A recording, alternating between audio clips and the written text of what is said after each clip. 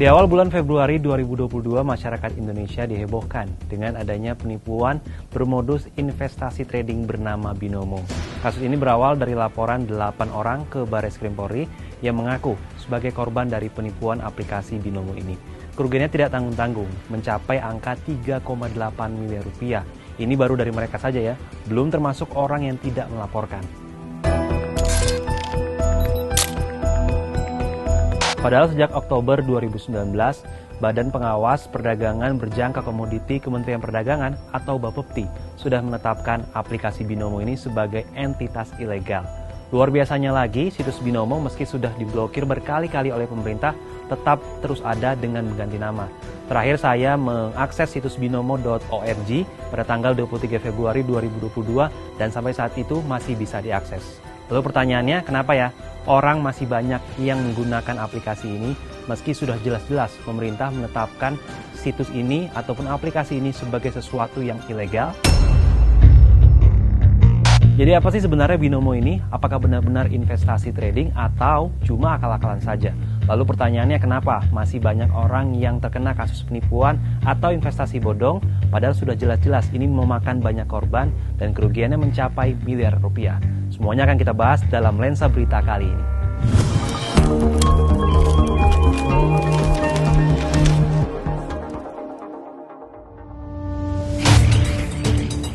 Jadi, apa itu Binomo? Binomo menyebut dirinya sebagai platform investasi trading online yang menyediakan aset berupa uang asing atau forex, saham, emas, dan perak. Situs ini pertama kali diluncurkan pada tahun 2014. Cara tradingnya dengan menggunakan sistem yang diberi nama binary option. Apa itu binary option? Simpelnya, sistem binary option ini akan meminta pengguna untuk menebak harga aset, apakah akan naik atau turun dalam jangka waktu yang telah ditentukan. Jika pengguna berhasil menebak dengan benar, maka akan mendapatkan uang sebesar 80% dari total yang diinvestasikan. Tapi, kalau salah, ya akan kehilangan semua uangnya. Kok jadi mirip kayak judi ya? Padahal katanya ini investasi trading. Tapi kalau skemanya itu milih harga naik atau turun, nih kayaknya mirip judi ya. Untuk mengetahui jawaban ini, saya langsung bertanya kepada ahlinya, yaitu Mbak Joyce Taurisanti, yang merupakan wartawan harian Kompas yang telah tersertifikasi di bidang keuangan. Berikut penjelasannya. Itu emang benar-benar tebakan. Hanya ada dua, naik atau turun. Kita klik tombol hijau kalau kita menebak itu naik, atau klik tombol merah kalau kita menebak aset itu akan turun. Sesimpel itu, dengan time frame yang sangat ketat. 5 menit ke depan, misalnya saham ABC naik atau turun. Misalnya kita menaruh dana $100 nih. Kalau kita menang, kita akan dapat 85%. Kayaknya maksimal 85 deh. Kalau kalah, kita kalah tuh 100-100-nya. Nah, inilah yang menyebabkan binary ini lebih ke arah perjudian. Lalu bagaimana cara mereka untuk meyakinkan bahwa ini bukanlah judi, melainkan investasi trading? Tapi sebelum kita bicara lebih lanjut tentang Binomo, kita akan flashback sedikit. Nah, sebenarnya penipuan atau investasi bodong ini bukanlah hal baru di Indonesia.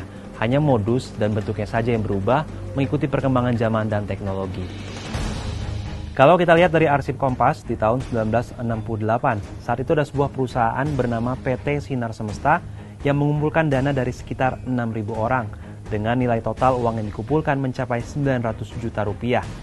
Dengan dalih uang itu jadi modal perusahaan konstruksi, manajemen perusahaan menjanjikan bunga sebesar 17,5% per tahun kepada nasabah. Namun, alih-alih memperolehnya, uang itu tidak pernah diberikan. Kemudian di tahun 1992, kasus serupa juga terjadi. Kali ini ada sebuah perusahaan bernama PT Suti Kelola, perusahaan yang bergerak dalam bidang penjualan perabot dan alat-alat rumah tangga secara kredit yang menjanjikan pemberian bunga 44,5% per tahun dengan menyimpan uang di perusahaannya. Iming-iming itu berhasil menjaring lebih dari 4.000 nasabah dengan total uang 14 miliar rupiah.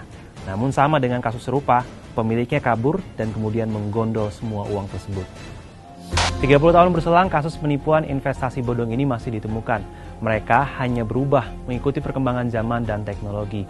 Tim investigasi Kompas pada tahun 2021 menemukan penipuan investasi bodong dengan modus aset kripto berskema Ponzi. Caranya, mereka meminta korban untuk membeli aset kripto tersebut dan merekrut anggota agar mendapatkan keuntungan. Saat ini kasus tersebut masih ditangani oleh pihak kepolisian dari berbagai daerah. Kita balik lagi bahas binomo. Jadi binomo ini menggunakan yang namanya afiliator untuk menarik pengguna. Afiliator merupakan pihak ketiga yang tidak terkait sama sekali dengan perusahaan. Tugasnya ialah menawarkan barang atau jasa agar pembeli datang dan menggunakan barang atau jasa tersebut. Dalam kasus binomo, biasanya mereka menggunakan afiliator yang berasal dari influencer media sosial yang tugasnya untuk meyakinkan para pengguna bahwa trading di binomo ini legal dan bisa menghasilkan uang dengan cepat seperti yang mereka lakukan. Nah, untuk meyakinkan investor, mereka biasanya menggunakan influencer media sosial dengan spesifikasi khusus, yakni mereka yang gemar memamerkan kekayaannya di media sosial, seakan-akan mereka itu sukses dari trading di binomo tersebut dan memperoleh kekayaan tersebut. Belakangan terungkap dalam salah satu channel YouTube pengakuan mantan afiliator binomo yang mengungkapkan mereka mendapatkan komisi sebesar 70% dari setiap kerugian pengguna yang berhasil mereka rekrut. Misalnya lo punya orang bawaan lo langsung 5. 70%, 30% itu maksudnya gimana? 30% buat aplikasi itu, buat aplikasinya, 70% gua. Loh, tunggu dulu. Misalnya 5 orang ini untung main hari ini dari loss. Kerugian ya, bukan keuntungan. Jadi semakin banyak pengguna yang rugi, maka afiliator tersebut makin banyak untungnya. Gila ya? Hal ini juga yang membuat 8 orang korban binomo tersebut melaporkan afiliator binomo ini ke Bareskrim Polri karena dianggap melakukan penipuan dengan mengajak mereka untuk bermain binomo. Pada Kamis 24 Februari 2022, polisi telah menetapkan salah satu afiliator binomo, yakni Indra Kesuma alias Indra Kents, sebagai tersangka kasus dugaan penipuan. Indra Kents juga dijerat atas dugaan penyebaran berita bohong melalui media elektronik dan tindak pidana pencucian uang dan terancam hukuman 20 tahun penjara. Satgas Waspada Investasi sebenarnya telah menetapkan binomo dan platform binary option lainnya seperti IQ Option, Olympi Trade sebagai entitas ilegal sejak tahun 2019. Ketua SWI Tongam Lumban Tobing dalam keterangannya Sabtu 19 Februari 2022 menyebut platform-platform ini tidak terdaftar di Bapepti dan berpotensi merugikan masyarakat karena menyerupai judi. SWI juga mengungkapkan total kerugian masyarakat akibat investasi bodong selama 10 tahun terakhir ini mencapai angka 117 triliun rupiah. Jumlah ini mungkin bisa lebih besar mengingat tidak semua orang melaporkan jadi korban penipuan investasi bodong. Jadi pertanyaannya, kenapa sejak dulu sampai sekarang korban investasi bodong atau penipuan seperti ini tetap ada? Ya, menurut Joyce Taurisanti, kenapa masyarakat Indonesia masih banyak yang terjebak? Karena sebenarnya masyarakat Indonesia itu masih minim yang namanya literasi investasi. Kebanyakan investasi itu hanya mengumumkan bahwa keuntungan, tapi tidak mengajarkan yang namanya resiko apa yang akan didapatkan ketika kita terjun dalam investasi tersebut. Lalu kira-kira apa aja nih yang bisa kita lakukan untuk menghindari jebakan investasi bodong dan investasi jenis apa saja yang bisa diikuti oleh pemula bahkan masyarakat awam? Nah, menariknya adalah aset-aset yang ditawarkan ini, derivatif ini memang diiming-imingnya itu cuannya gede banget, ya nggak? Memberikan keuntungan yang sangat besar. Nah, karena kita minim literasi, karena kita nggak paham, kita tidak memahami bagaimana itu cara kerja dari aset-aset derivatif yang memang lebih ruwet dan lebih rumit ketimbang aset di pasar primer. Jadi kita ikut-ikut aja. Kebanyakan itu karena ikut-ikutan. Jangan lupa teman-teman yang namanya investasi bodong ini, money game ini ditawarkan lewat apa? Seperti jejaring, rekrut gitu kan. Kita biasanya ditawarin sama temen, sama keluarga. Misalnya satu keluarga nih ikut semua, satu teman satu kantor ikut semua. Nah, mereka menawarkan dengan cara demikian. Lalu kita, walaupun kita tidak paham, kita ikut-ikutan. Istilahnya FOMO. Nah, kalau kita tidak paham, kita terjebak, ya memang ada sifat manusia namanya greedy, serakah.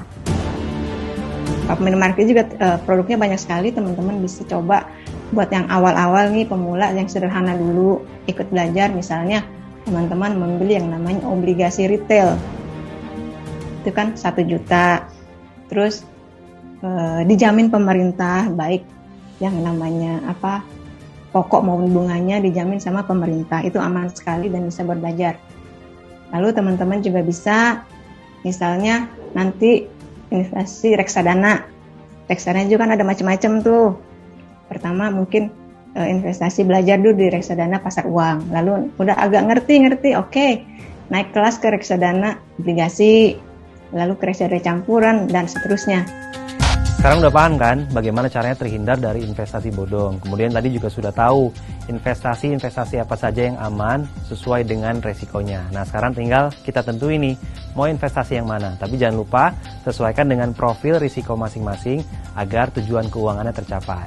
Nah bagi kalian yang punya pengalaman terkait investasi bodong atau pengalaman sukses dalam berinvestasi, boleh share ya di kolom komentar.